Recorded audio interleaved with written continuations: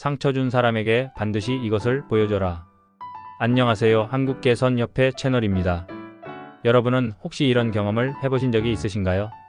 가까운 사람에게 깊은 상처를 받았는데 그 사람이 미안해 한마디만 하고는 아무 일 없었다는 듯이 예전으로 돌아가길 바랄 때, 주변에서는 그만하면 됐지, 그냥 넘어가라고 말하며 화해를 종용할 때, 아직 아물지 않은 상처를 억지로 덮으려다 더 큰 고통을 느꼈던 경험 말입니다. 많은 사람이 관계의 평화를 위해 서둘러 화해를 택합니다. 하지만 오늘 저는 충격적인 이야기를 하려고 합니다. 상처를 준 사람과 쉽게 화해하지 마세요.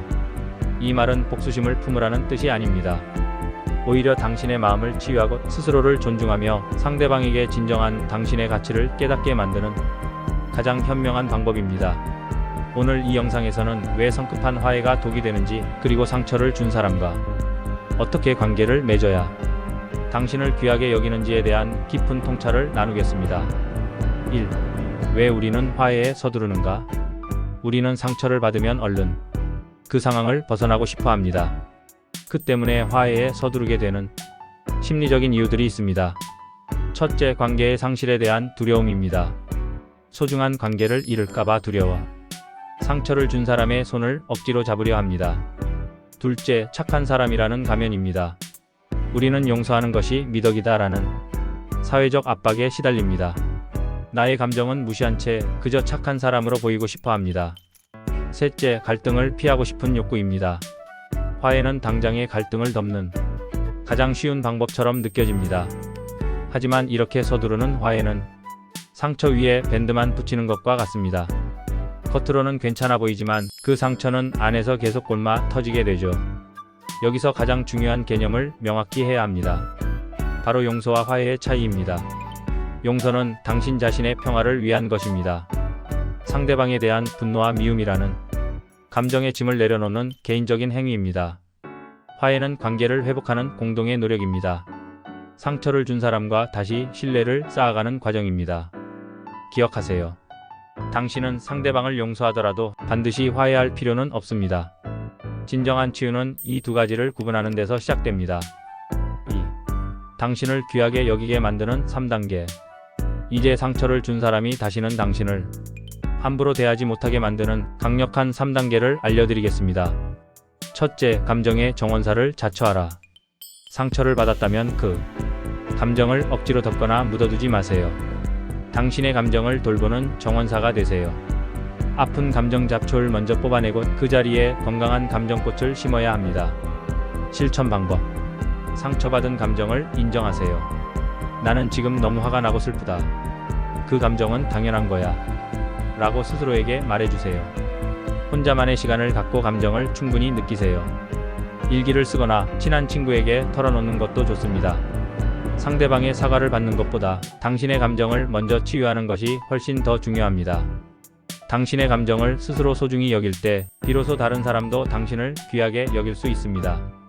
둘째, 명확한 경계선을 그어라.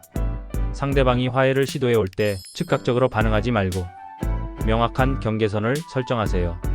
이 경계선이 당신의 가치를 가르치는 첫 번째 교육입니다. 실천 방법.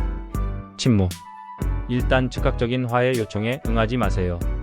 침묵은 당신의 상처가 얼마나 깊은지, 그리고 당신이 이 문제를 얼마나 중요하게 생각하는지를 보여주는 강력한 신호입니다. 문장. 상대방에게 단호하지만 감정적이지 않은 문장으로 당신의 상태를 전달하세요. 지금은 당신과 이 문제에 대해 이야기할 준비가 안 됐습니다. 당신의 행동이 저에게 큰 상처를 줬고 그에 대한 진정한 변화가 필요합니다. 시간을 갖고 생각해 보겠습니다. 이러한 경계선은 상대방에게 내 감정은 당신의 편의에 맞춰 소비되는 것이 아니다라는 강력한 메시지를 전달합니다. 셋째, 행동의 변화를 기다려라. 진정한 화해는 말이 아닌 행동으로 얻어지는 것입니다. 상대방이 당신에게 사과를 했더라도 그 행동이 바뀌지 않는다면 그건 진심 어린 사과가 아닙니다. 실천 방법. 상대방의 행동을 객관적으로 관찰하세요. 그들이 과거의 잘못을 진정으로 반성하고 비슷한 상황에서 다른 선택을 하는지 지켜보세요. 기간. 하루 이틀이 아닌 충분한 시간을 갖고 그들의 변화가 일시적인 것이 아닌 습관적인 변화인지 확인하세요. 당신의 신뢰를 다시 얻는 것은 상대방의 숙제입니다. 당신이 성급하게 화해를 주도하는 순간 그들은 당신의 상처를 가볍게 여기고 다시 같은 행동을 반복할 가능성이 높습니다. 3. 용서하되 화해하지 않는 지혜. 오늘 우리가 배운 핵심은 이것입니다. 용서는 당신을 위해 하십시오. 분노와 미움이라는 감옥에서 당신을 해방시키는 것입니다. 그러나 화해는 상대방이 진정으로 당신의 마음과 노력을 존중하고 변화를 보일 때 비로소 하십시오. 이것은 결코 차갑거나 이기적인 태도가 아닙니다.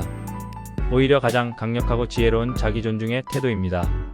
이 방법을 통해 당신은 당신의 가치를 스스로 지켜낼 수 있고 상대방은 비로소 당신이 얼마나 소중한 존재인지 깨닫게 될 것입니다. 결론은 당신의 삶을 존중받는 이야기로 바꿔라. 상처는 언제나 아프지만 그 상처를 어떻게 다루느냐에 따라 당신의 삶은 달라집니다. 오늘부터 이 3단계를 통해 당신의 삶을 상처받는 이야기가 아닌 존중받는 이야기로 새롭게 써 내려가세요.